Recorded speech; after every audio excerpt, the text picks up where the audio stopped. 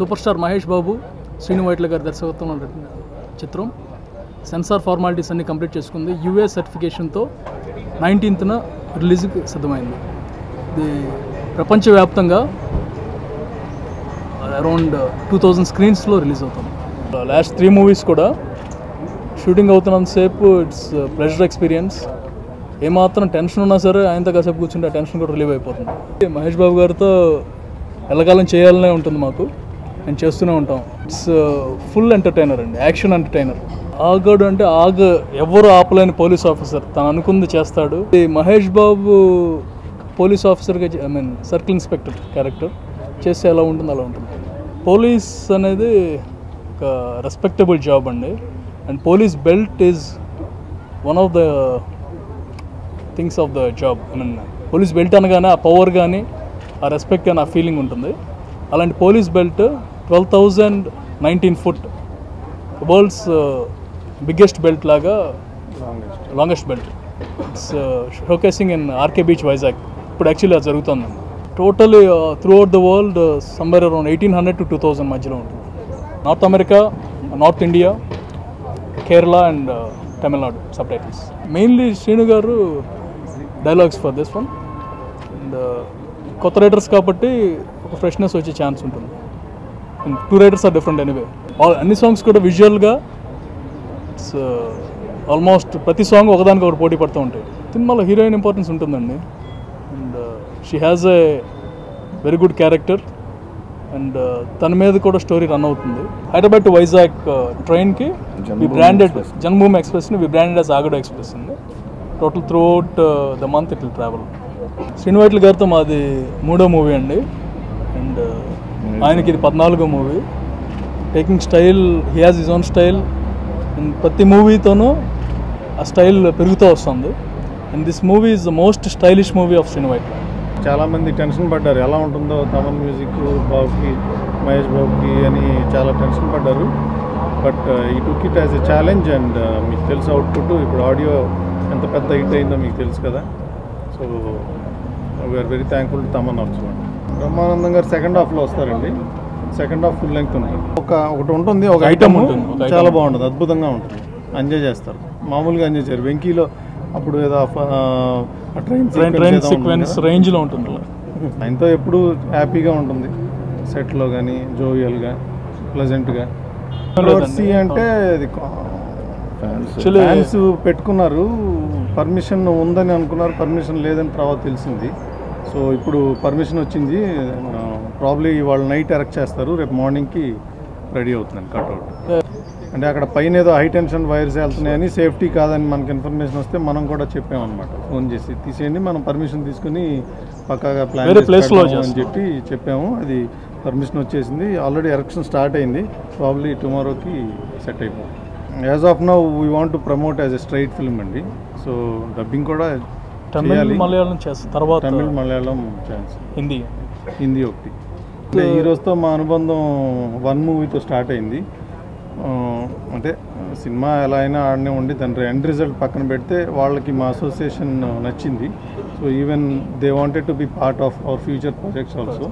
So project wise take up చేస్తాం వాళ్ళతో. First song బళ్ళార్లో చేసామండి, సెకండ్ సాంగ్ వచ్చి స్విట్జర్లాండ్లో, థర్డ్ సాంగ్ బేల్పూరి సాంగ్ వచ్చి లడఖ్లో. చాలా వ్యయ ప్రయాసాలు కోర్చి చేసాం. పెద్ద యూనిట్, అక్కడ ఆక్సిజన్ లెవెల్స్ తక్కువ. సో ఆ సాంగ్ అద్భుతంగా వచ్చింది. సాంగ్స్ అన్నీ చాలా బాగుంటాయండి స్క్రీన్ మీద, ఎస్పెషలీ బేల్పూరి సాంగ్. ఆ తర్వాత ఫోర్త్ సాంగ్ వచ్చి ఐటమ్ సాంగ్ శృతి హాసన్తో RFCలో సెట్ చేసాం. లాస్ట్ సాంగ్ వచ్చి స్విట్జర్లాండ్లో చేసాం, నారీ నారీ నారీ నారీ. ట్రైలర్స్లో వచ్చిన సాంగ్స్ని బట్టి ఎంత ఎనర్జెటిక్గా ఉన్నారో మహేష్ బాబు గారు.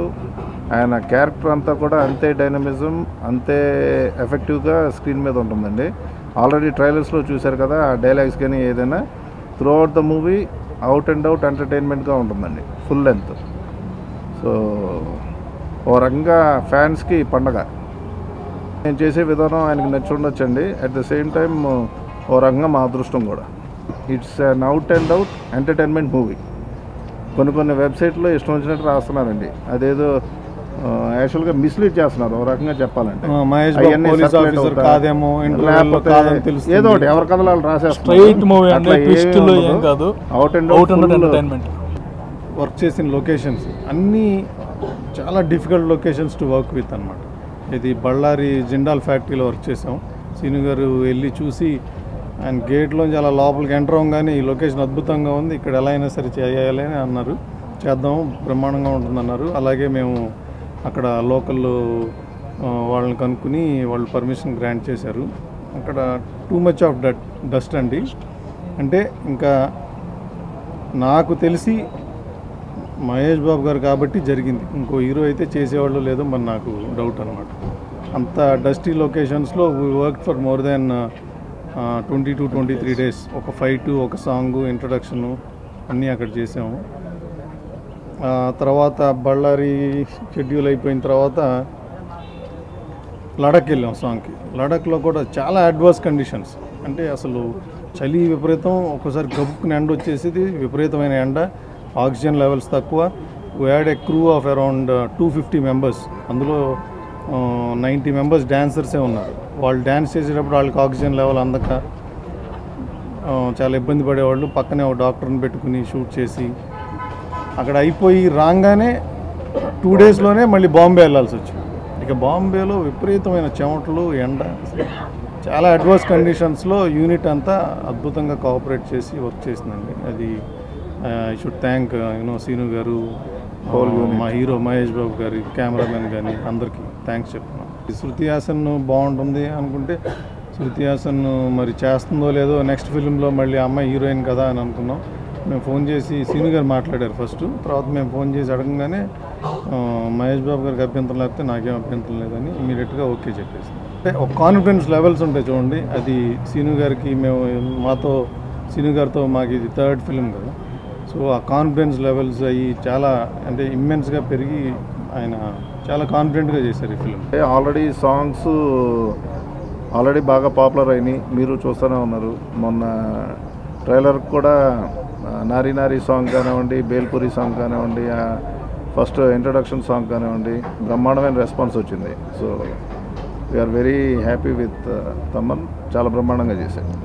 సాంగ్స్ అన్నీ కూడా కన్నుల పండుగగా ఉంటుందండి. ఆ ఖర్చు కానీ లేకపోతే ఆ వేరియేషన్ కానీ విన్నదానికంటే చూసినప్పుడు ఇంకా అదిరిపోద్ది.